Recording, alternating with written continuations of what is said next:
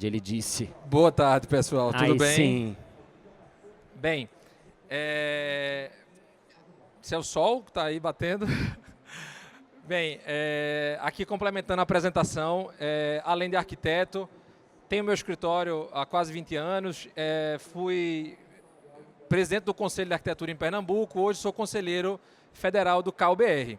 E o objetivo é contar um pouco da história da nossa jornada com o Colab, o quanto isso foi importante na construção do que entendemos ser a necessária agenda urbana, como a gente pode contribuir para criar essas cidades do futuro. A gente fala muito a cidade do futuro, só que o futuro cada vez mais ele precisa ser o que eu penso e ele precisa ser o produto do coletivo, do que as pessoas pensam.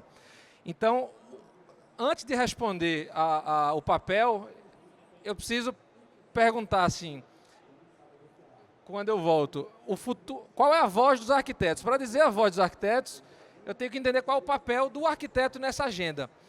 E se essa agenda, se esse futuro, ele tem projeto? A gente conta nos dedos cargos de decisão que são tomados literalmente por arquitetos, representantes públicos, representantes eleitos. Aqui temos até secretárias que já servem de exemplo. Lá em Recife a gente tem também o Recentro tocado por um arquiteto. E toda vez que tem um arquiteto envolvido em gestão, a gente vê grandes resultados que acabam sendo vislumbrados só anos depois. A gente não vê no ano que está executando, mas o resultado é facilmente depois contemplado. E muito desse sentido isso acontece porque a gente precisa olhar o arquiteto como humanista. Então, a gente dá muito valor hoje à ciência, a ciência ela precisa prevalecer, mas tem que ter alguém para coordenar essa ciência. E se a gente não interpreta a ciência da maneira correta, se a gente não junta os produtos de cada ciência da maneira correta, a gente não vai ter uma cidade que seja um produto de todos, a gente vai ter a cidade que é um produto de um pensador. Eu até digo um exemplo que não é tão bonito de ser dito, que é Brasília. A gente teve a sorte de várias coisas, ou quase tudo, ter dado certo em Brasília, mas se Brasília fosse criada hoje, ela não seria criada da forma que ela foi. Ela precisaria passar por uma consulta pública, ela precisaria entender melhor qual é a demanda de cada nicho da sociedade, para só depois dizer, vai ter um formato de avião, vai ter asa norte, asa sul, eixo A, eixo B.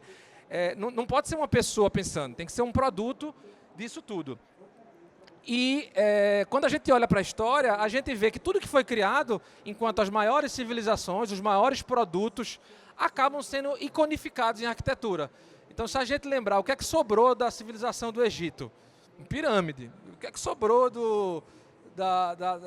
de Roma, o Coliseu, e o que é que a gente olha para as grandes civilizações de hoje, o que é que eles têm? São grandes ícones arquitetônicos, que inclusive esses últimos é o que há 20 anos a gente falava, precisamos de um futuro, vamos ter esse futuro, e o futuro que a gente quer seria essas cidades aqui de baixo. Há 20 anos a gente dizia isso. Só que a gente já não quer mais isso, porque a gente descobriu que isso só nos afasta. A gente tem cidades que são feitas para carros, a gente tem cidades que não são sustentáveis, a gente vive um momento, ano passado estava se discutindo meio ambiente numa das cidades que menos se preocupa com o meio ambiente do mundo, e ao mesmo tempo temos que enfrentar esse choque de gerações que, para se interpretar e dar lugar de fala para todo mundo, a uma pessoa de 15 anos, a uma pessoa de 16 anos, que você fala, ela não pode estar opinando na cidade. Pode, ela vota. Então, você tem que ouvir o de 16, tem que ouvir o de 80, tem que buscar a média, enquanto humanista tem que captar todas as necessidades e traduzir isso em projeto.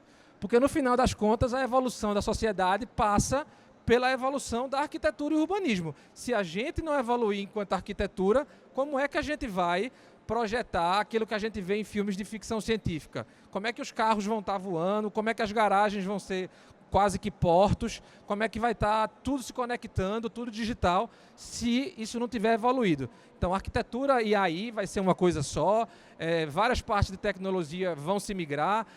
Se um dia engenharia e arquitetura já foram uma coisa só e hoje não eram, de alguma forma terão que ser, terão que conversar cada vez mais, porque cada vez mais a individualização não existe. A gente precisa encontrar esses nichos. Porque, no final das contas, isso é até uma versão adaptada de uma frase do Paulo Mendes da Rocha que eu faço, A cidade é a materialização dos desejos. Ela é a prova viva de que o homem cansou de ficar sozinho rodando. E ele queria ir para a fila do pão, ele queria tomar um chopp, ele queria conversar. E à medida de que ele vai descobrindo o que é bom, ele vai querendo melhorar aquilo. Então a gente precisa evoluir junto, arquitetura e sociedade. As soluções passam por um puta de um trabalho envolvendo T-shape, de conhecimento envolvido. Não existe mais aquele arquiteto que faz tudo, não existe mais um engenheiro que faz tudo, o profissional de tecnologia que faz tudo. Existe aquele que entende um pouquinho de cada coisa e ele tem uma grande profundidade em algum tema específico. E eu acho que o arquiteto ele tem um papel, uma facilidade de conectar essas pontes para gerar resultados, e o maior resultado é a cidade.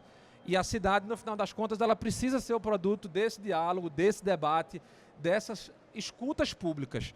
E muito nesse sentido foi que a gente acabou descobrindo que precisava de uma ferramenta para ouvir de forma estruturada, ouvir de forma científica esse embasamento. E entender, o Brasil é muito diferente, não dá para dizer quais são as prioridades públicas do Brasil. Eu preciso entender qual é a de cada estado, eu preciso entender qual é por cidade, qual é por gênero.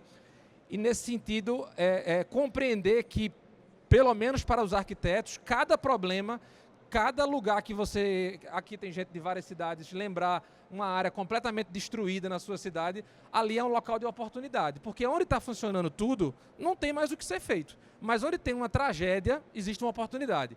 E é dessa oportunidade que a gente precisa se apropriar e não mais da solução do pensador, do arquiteto que é um gênio, que vai lá e propõe um projeto e ele é executado e acabou. Não pode nem sequer ser criticado. Esse projeto ele já tem que nascer sendo concebido de um fruto do que a comunidade quer. Ele precisa de respaldo, ele precisa de lastro.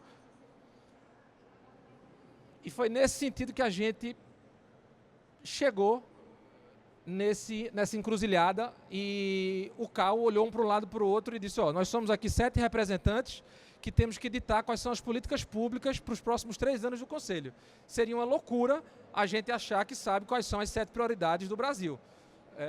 Cada um vai dizer do seu estado, e ainda assim é um absurdo. Então a gente precisa pesquisar o que é que pode ser feito, e nessa hora o Colab caiu como uma luva, porque claramente eles apresentaram para a gente o que não pode ser medido, não pode ser melhorado, e a gente precisa entender as prioridades de cada região para utilizar isso como argumento com as políticas públicas. Então, cada deputado, cada vereador não para mais para sentar comigo para ouvir o que eu penso ou o que eu acho. Eu disse: está aqui, 11 mil pessoas votaram, elas acham que é importante fazer isso, isso e isso.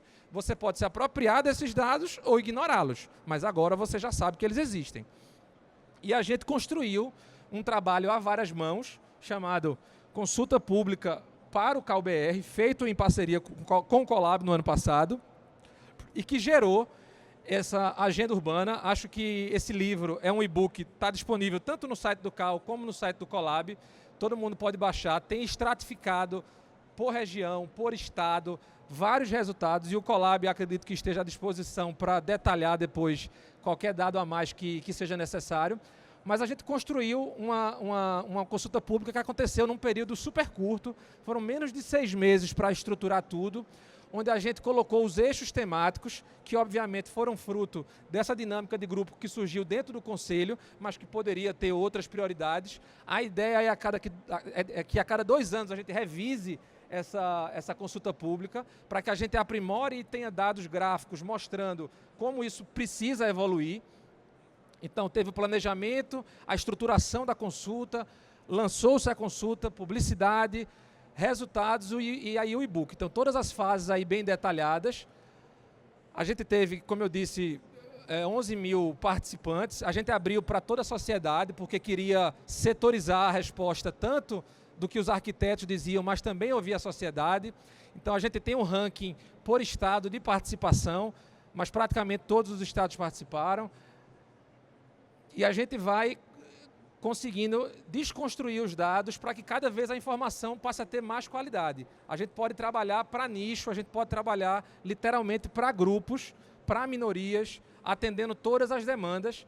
E nesse sentido foi espetacular o resultado que a gente teve. Até pelo tempo, eu não vou mostrar o resultado de todas as regiões, mas a gente apresentou no e-book as 5 regiões do Brasil. Aqui eu peguei 3 para desconstruir e mostrar um pouco do que a gente enxerga para vocês. Mas na região sudeste, por exemplo, o tema mais latente foi mobilidade urbana, depois habitação. Não necessariamente isso se repete em todos os estados, porque a gente tem a análise por estado e a gente pode ver que as temáticas também mudam de acordo com a região. Quando eu vou para a região sul, por exemplo, Santa Catarina, mobilidade urbana ela segue ganhando, mas ela ganha como uma prioridade absurda. Ela está em primeiro sem segundo. Enquanto no Rio Grande do Sul a habitação já aparece com um protagonismo maior, até pelo problema que eles ainda estão vivendo. Então é muito interessante como os resultados acabam sendo um espelho do sentimento que a gente tem enquanto profissional, mas que falta o embasamento e o lastro para se apropriar desses números e utilizar eles como política pública. Então, com isso feito, cada conselheiro federal do seu estado, cada presidente do conselho no seu estado passou a utilizar esse documento como fator de argumentação e vários deputados, vários vereadores literalmente abraçaram essas causas e começaram a utilizar como políticas na eleição passada, o que não impede de uma renovação e atualização desses dados não sirvam de base também para as eleições do ano que vem. Então, o Conselho tem como ponto estratégico essa participação pública na formulação de políticas e a gente quer utilizar de forma científica todos esses dados para que seja mais facilmente sensibilizado. As conclusões existem a da pesquisa, que eu não vou aqui ler, porque até eu gostaria bastante que vocês baixassem o documento para depois verem, mas eu vou passar para as minhas conclusões baseadas na pesquisa, até para não ultrapassar também meu tempo. Mas, basicamente, todos os temas citados enquanto pesquisa, eles acabam sendo reflexo enquanto conclusão, cada um numa medida que a gente não tinha como medir, não tinha como adivinhar, e que agora, cientificamente, isso está demonstrado. Então, com os resultados, a gente se apropria dos dados e se torna um interlocutor, apresentando fatos concretos para dialogar com os representantes do poder público, ampliando a rede que precisa estar alinhada com a construção do futuro realmente sustentável. E a pesquisa chega num grande final que é para onde vamos diante de tudo isso. Então, ela mostra que a gente precisa se engajar, a gente precisa participar, precisa de sustentabilidade, mobilização, propostas claras e respaldadas. Porque aí agora fica fácil responder aquelas 2 perguntas. Qual o papel dos arquitetos na agenda urbana e se o futuro tem projeto? A primeira pergunta, eu enxergo que os arquitetos podem e devem ser o fio condutor que conecta a sociedade, interpretando esses números, apresentando para os políticos a necessidade e as prioridades, para que não mais o que vai ser feito primeiro ou segundo seja fruto de uma decisão. Eu acho que é mais importante isso, eu acho que é mais importante aquilo. A gente tem que entender quantas pessoas impacta com uma decisão ou com outra, e a melhor política pública sempre será a que vai impactar mais gente. Então, nesse sentido, eu acho que esse é o grande papel do arquiteto na construção da agenda. E se a gente tem futuro, eu até acho que tem, mas tem pouco, porque a gente precisa melhorar, a gente precisa se conectar e ser mais generoso com o nosso usuário, que é o cidadão. Então, todo mundo que ocupa um cargo público, todo mundo que ocupa um cargo eletivo, naturalmente são as pessoas que vão executar. Mas se a gente, enquanto cidadão, abre mão de ocupar o nosso espaço enquanto propositor, enquanto debatedor, enquanto provocador, cobrador de todas essas demandas, a gente deixa que eles escolham e a gente não tem como garantir o resultado. Então, os arquitetos precisam participar com uma voz ativa da tomada técnica de decisões, pois são elas que vão estruturar as cidades.